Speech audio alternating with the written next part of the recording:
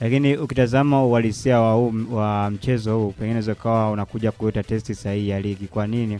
Unajua watu wengi wanaweza kawa wanatazama kwamba kila ambacho kilitokea kwenye Young African akiwa nyumbani kwenye uwanja wa Azam Complex pale Chamazi, ambapo yeye alipoteza goli 3-1 na tena bao la dakika za jioni, bao la Clement Mzize ambao liliweza kuwapatia faida ya Young African, pengine hata mashabiki waweze kufutia machozi. Lakini bado kwenye kurejelea kwenye ile mechi, kuna baadhi ya wachezaji ambao walikosekana, na hao wachezaji inaweza kawa ni sehemu kubwa sana ya kukosa Young African kupoteza. Lakini ukitazama jeshi ambalo Young African wamekuja nalo hapa Tabora, wamekuja na wachezaji wote ambao wapo kwenye utimamu wa hali ya juu. Kwa nini nasema utimamu? Ukitazama PS7 ya Young African kuanzia kwenye eneo la goalkeeping, Diara ambaye alikuwa na national team ya Mali na amedaka mechi 2 mfululizo. Kwa hiyo Azizi, kwa kila ambacho Yanga wamekuja nacho na kwa kila ambacho Tabora tumeshuhudia kwenye michezo iliyopita, kwa maana ya kimbinu zaidi, ni kitu gani ambacho tunaweza tukakishuhudia kwa dakika 90 za mchezo wa kesho? Ya kimbinu zaidi, na naona kwamba kila timu haitaingia kinyonge zaidi. Na kwa nini nasema hivyo? Licha kwamba Tabora United pengine za tukampa kama ni second option ama nafasi ya pili kureact zaidi kwenye huu mchezo, lakini yupo nyumbani na uwanja Tabora United anaujua zaidi. Na kwa nini nasema hivyo? Ukirejelea kwenye mechi ambazo amezicheza akiwa nyumbani Tabora United, hakuna mechi yote ambayo amepoteza kinyonge zaidi, hapana. Ni mechi ambazo anakuwa anapambana. Hata ile mechi ambapo Simba alipata ushindi wa goli 3-0 mbele ya Tabora United, lakini tazama kipindi cha pili Tabora United waliingia na baadhi ya wachezaji ambao walikuwa na force kupitia pembeni, then timu ikatengeneza nafasi lakini pia akashindwa kupata matokeo.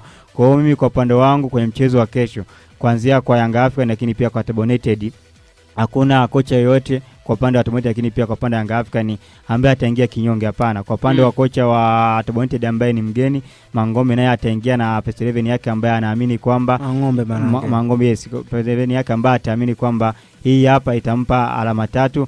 Lakini pia kwa upande wa kocha wa Young Africans Mirudi, naye ataingia na PS11 ambaye ataamini kwamba nikiweka hao wachezaji mbele watanipa kile ambacho nakihitaji. Kwa hiyo moja kwa moja ukiachana mbinu za makocha wote pande mbili, lakini pia na wachezaji zaidi, sheli inaonekana kwamba hii mechi wanaitaka zaidi. Hata ukitazama mazingira ya mashabiki wa Tabora United, lakini pia na mazingira ya mashabiki wa Young Africans, lakini pia na baadhi ya viongozi wa Tabora United, lakini pia na baadhi ya viongozi wa Young Africans, inaonekana hii mechi pengine zikao inaleta raza sahihi ya mchezo wa duru ya pili ambao umechezwa tangu ligi irudi tena baada ya mwezi wa kwanza, mchezo kadhaa ambao imechezwa, lakini inawezekana miongoni mwa mchezo ambao unavutia zaidi. Kabla hatujasikia kile ambacho amekizungumza Miludi Hamdi kwa upande wa Yanga, Kantara, tutazame Tabora alichokifanya kwenye mchezo wa kwanza, pengine kinaweza kikawa kinampa kiburi zaidi cha kuzungumza nafasi ya kukirudia kile au walau kupata nusu yake hapo na rudi kwenye sare.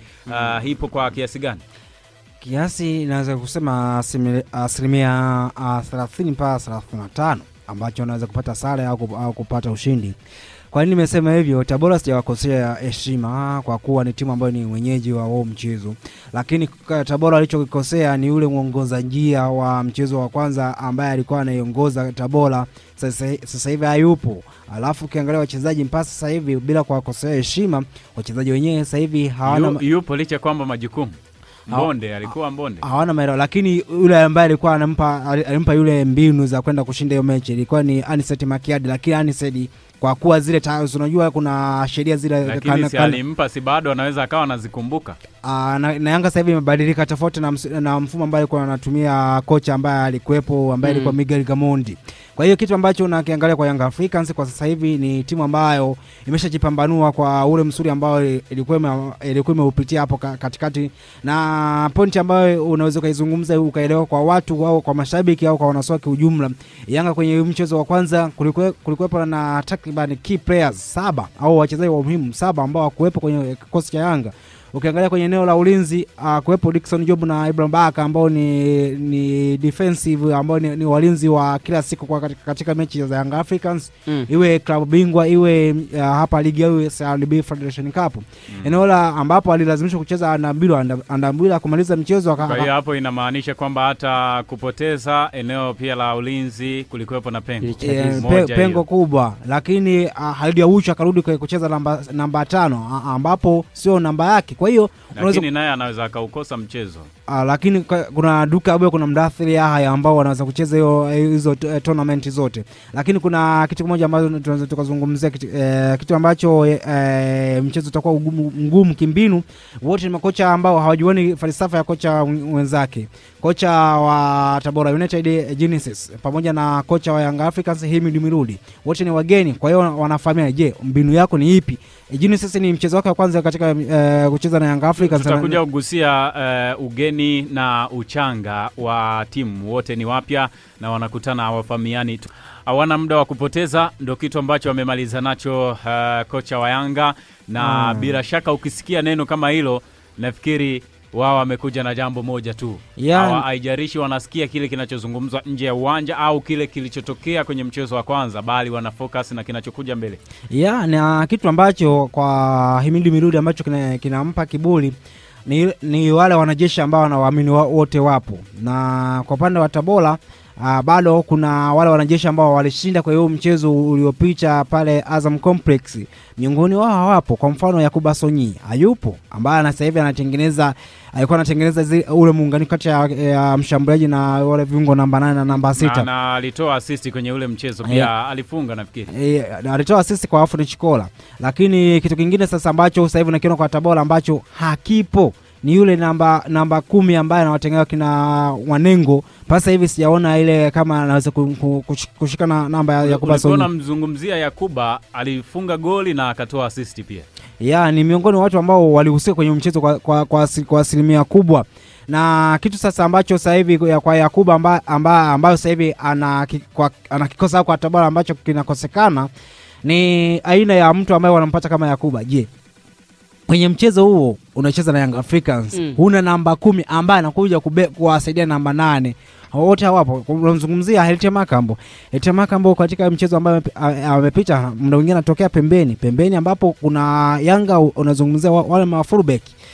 Izra Patrick Mwenda ni mzuri sana ku balance time, anaweza au balance muda, anaweza akashambulia kwa wakati, anarudi kwa wakati.